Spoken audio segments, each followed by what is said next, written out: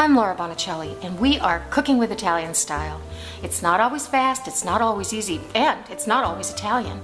We use the freshest and finest ingredients that we can find and afford, and we not only savor the meals we make, but we savor making them. That's Cooking with Italian Style. What's up this week? Balsamic braised beef chuck roast with horseradish mashed potatoes. Well then, let's get cooking. This is a dish that I never think of making during the summer, but the second the weather turns cold, it's the first thing that comes to mind. So what I have here is a 3.5-pound beef chuck roast with the bone in. The bone in is important because the bone and the marrow help to flavor the meat and flavor the broth that it's braising in. So to start out, a little salt and pepper, and I'm heating a couple of tablespoons of oil, and we're going to give this a sear on all sides. You can tell your oil is hot enough when it's shimmering. Just drop the meat right into the pan. You'll notice I switched pans. This braising liquid is quite a lot of liquid, and I didn't want to have it running up over the sides, so I got a larger pot out. Okay, now, this is going to go about 4 minutes on each side, and I'm just going to sprinkle this side with a little salt and pepper. There we go. Okay, we'll let that go for about 4 minutes. And we can flip this over.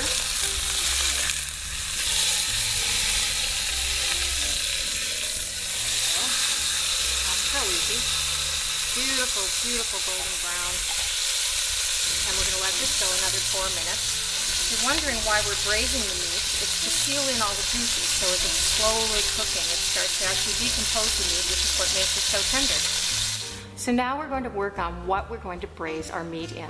And I have all of my ingredients right here. We have some Italian tomatoes and some balsamic vinegar and some red wine and beef broth and a little brown sugar and a big red onion. We need about 2 cups of this minced and some garlic. I'm going to start on my onion. Everybody has their way of dealing with onions, and I certainly have mine. I like to make it go quickly and as safely as possible. So you notice I've sliced this to the stem end here, and then I've got it a nice flat surface, and I do my cuts like this, as close to the stem as I can get, like this, all the way through.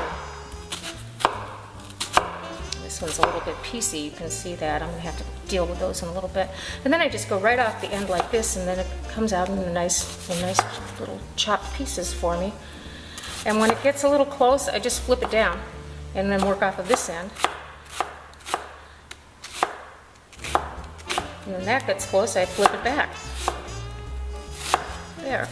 And anything that didn't get minced, I just run my knife through.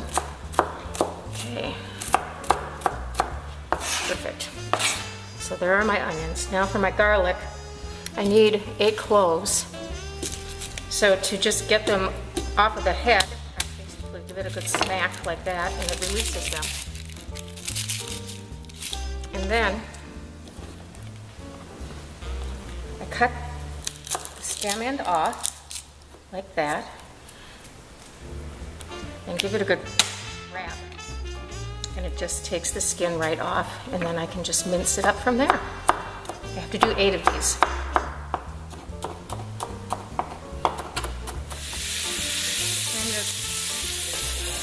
Turn this heat down just a little bit. What I want these to do is become a nice golden brown, but I want it to take about 8 minutes. I don't want to get them brown too quickly. It makes them get a kind of bitter taste to them. So these go for about 8 minutes. And there'll be a beautiful golden brown. These look just perfect. I'm going to now just add in my 8 cloves of garlic. And I'm going to let these go for about a minute, but I'm going to keep stirring them just so that they don't get too brown. Now I am just returning my beef to the pan. And I am adding what's going to make my wonderful broth. And this is 1 cup of red wine and 3/4 of a cup of balsamic vinegar, which is of course what makes the dish wonderful, and 2 cups of beef broth. You can see I wasn't kidding about it being a lot of liquid. 1/3 of a cup of brown sugar, It just intensifies the sweetness of the balsamic. And then a 28-ounce can of Italian tomatoes. And I'm going to stir this up and break up these tomatoes a little bit.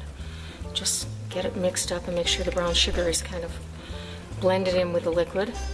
And then I'm just going to, once that is done, pop a lid on it, bring it back up to a boil.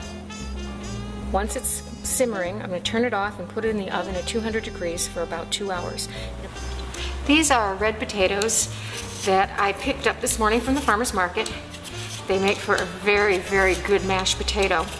I'm just peeling them up here. Two things you want to think about with making mashed potatoes is, first of all, you need to start them in cold water and bring them up to a boil. Do not drop them into boiling water. Reason is they will cook really unevenly, so you need to start them in cold water. And the second thing is you want them to be fork tender. They take about 20 minutes, and fork tender means use a fork to test them, not a knife. If you use a knife, it will go in easily and they probably will be undercooked. So I'm mashing up my fork tender red potatoes, and it's going very easily. I happen to be in the mashed potato camp, not the beaten potato camp, unless I'm piping them on something. I kind of like a little bit of the lumpy factor going. So to this I'm going to add, this is about 3/4 of a cup of half and half. You can use heavy cream.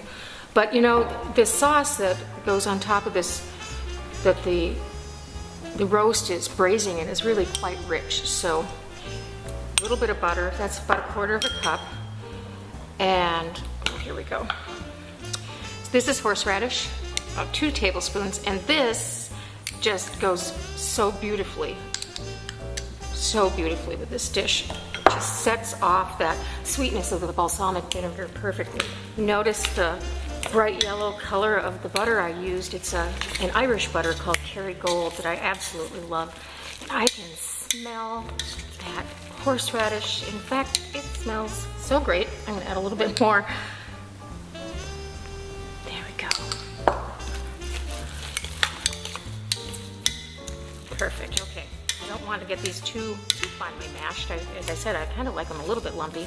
And I am going to pull the roast out of the oven and let it cool down for about 15 minutes, and then we will start plating our dish. So I just seasoned my mashed potatoes with a little salt and pepper and kept them on the stove to keep them warm. And now I am plating. This makes a great Sunday dinner. As a matter of fact, I put it on my menu as a Sunday dinner. Who doesn't like great pot roast on a Sunday afternoon? Okay, so on top of mashed potatoes, I'm going to put some of this gorgeous roast that I've already sliced. Beautiful. Just get it in there. And then take some of my balsamic. This is kind of an interesting tomatoey broth. It has chunks of tomato in it, and it's not thick. It's a thinner broth. So I'm going to put some around to fill my plate, like so.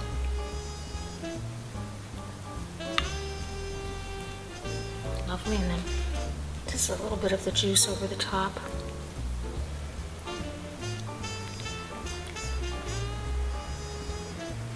Gorgeous. Balsamic braised beef chuck roast with horseradish mashed potatoes. I'm Laura Bonicelli, and I really hope you enjoy making this dish and cooking with Italian style. Buon appetito!